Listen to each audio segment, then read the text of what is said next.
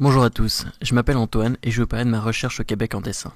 Nous voici à l'Université du Québec à Rimouski, où j'ai commencé ma maîtrise sur le zooplancton dans l'Arctique canadien. Mais c'est quoi le zooplancton? Ce sont tous les animaux qui sont dans la colonne d'eau et qui ne peuvent se déplacer à contre-courant. C'est le cas des méduses ou des copépodes par exemple.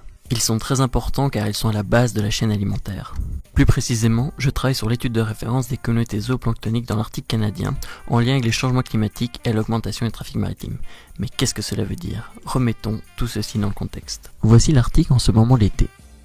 En Arctique, les changements climatiques amènent des diminutions du couvert de glace importantes durant l'été. En 2050, on devrait s'attendre à ce que la quasi-totalité du couvert de glace fonde durant l'été, créant ainsi de nouvelles voies navigables et une saison de navigation plus longue, et donc plus de navires. Or, les navires sont la principale source d'introduction d'espèces exotiques dues aux eaux de ballast. Mais c'est quoi les eaux de ballast? Les navires prélèvent de l'eau remplie de plancton, et est ensuite stockée dans des réservoirs qu'on nomme ballast, ce qui stabilise le navire. Lors d'une cargaison dans un port arctique, les navires déversent leurs eaux contenant potentiellement des espèces exotiques. Donc, s'il y a une augmentation du trafic maritime dans le futur, il risque d'y avoir des espèces exotiques qui se retrouveront dans les ports d'Arctique, ce qui pourrait impacter les communautés locales. Pour comprendre ce futur impact, il faudrait déjà connaître les espèces qui sont présentes en ce moment, et si des espèces exotiques ont déjà été introduites. C'est bien le but de mon projet de recherche. Comment avons-nous procédé? Nous avons échantillonné 4 ports de l'Arctique canadien ayant les trafics maritimes les plus importants. Avec l'aide des Inuits, nous avons collecté des échantillons de zooplancton et j'ai identifié plus de 60 espèces au binoculaire. Retrouve-t-on les mêmes espèces dans les eaux de ballast?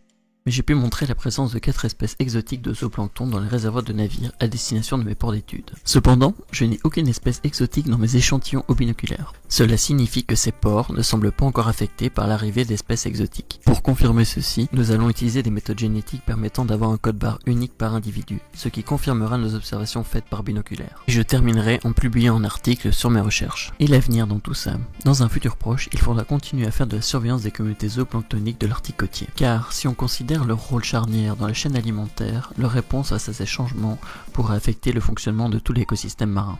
Mon projet a permis de faire un inventaire des espèces zooplanctoniques et va servir de référence qui par la suite pourrait être complété, comparé, mis à jour par des études futures et permettre d'estimer les impacts humains qui affectent les communautés et voir si de nouvelles espèces exotiques arrivent dans ces régions. De plus, ce projet de recherche a également permis l'implication active des Inuits en leur enseignant les différentes techniques d'échantillonnage tout en nous apportant une aide précieuse au cours des prélèvements de zooplancton. Grâce à cette coopération, les futurs échantillonnages seront en partie réalisés par les Inuits.